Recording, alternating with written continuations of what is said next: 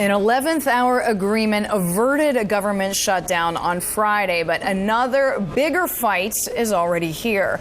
President Obama is going to be laying out his plan for reducing the nation's deficit on Wednesday. Now, raising the debt ceiling and changing the way people are taxed, just two of the possibilities, two of the elements in the mix. With his perspective on what will happen, what should happen, we bring in James Lockhart. He is vice chairman of the W.L. Ross and Company. He is also the former COO and deputy commissioner of the U.S. Social Security Administration and the former director of the Federal Housing Finance Agency. He's right beside Erik and myself here in the newsroom this morning. Jim, thanks so much for coming in to talk to us about this big fight that we can only assume is brewing already. Which is going to be worse, harder to tackle, more contentious, raising the debt ceiling or changing the way that people are taxed, as President Obama seems want to do? Well, I think raising the debt ceiling is going to be a real battle, because what the Republicans want is they really want a path to get debt down over time. If we don't change the way we're doing our government, we're going to be like an Ireland, a Greece, or a Portugal. So what do you think the Republicans are going to extract? Let's just say that the debt ceiling is allowed to move higher. Republicans are not going to do that with nothing back. What do they want the most? Well, Chairman Boehner has made it very clear, a majority leader, that we need to have a big give by the Democrats, and I think the big give has to be really a plan, a serious plan to reduce the deficit, and that means tackling entitlements like Medicare and Social Security. Well, Jim, what are the chances, though, that that's going to happen if the Republicans insist on handling it the way that they handled last week's battle, allowing it to become a game of brinksmanship over abortion and environmental rules? Well, which they have said they're prepared to do again. Yeah, well, I think, that is an issue that's on the table, but I think the important one, and hopefully everybody realizes this, all from the right to the left, is we need to get control of our deficit.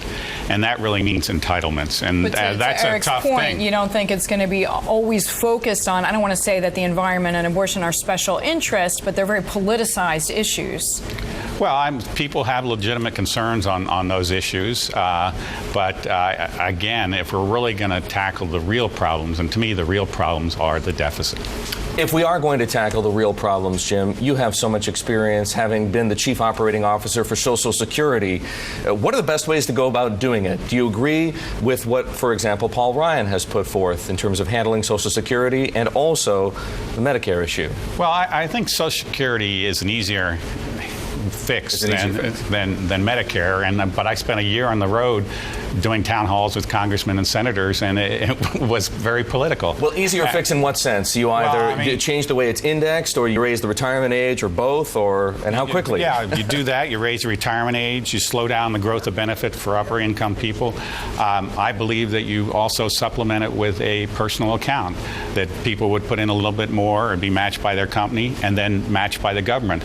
And by that way, we'd have a combination defined benefit and defined contribution plan. Jim, what about all the companies that can't afford to do that? I mean, you're already sort of blocking out all these small and medium-sized businesses, right?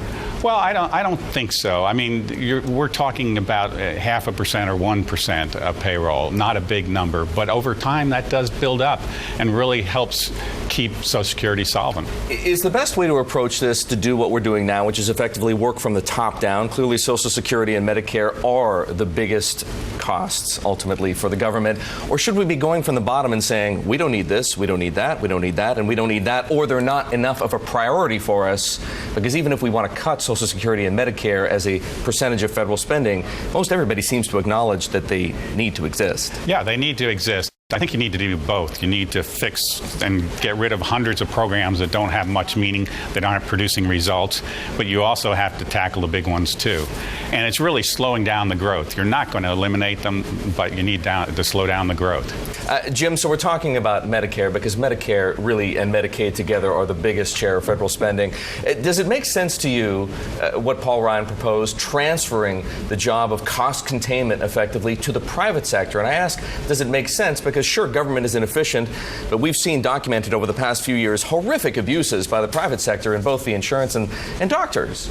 Well, I think there needs to be more discipline from the users of medical practices. And so I think that there is a need there, but also government, unfortunately, has to be involved, too. I don't think you can totally divorce the government from Medicare, Medicaid, or Social Security. I mean, there is a role for the government, but we need to have more discipline put into the system.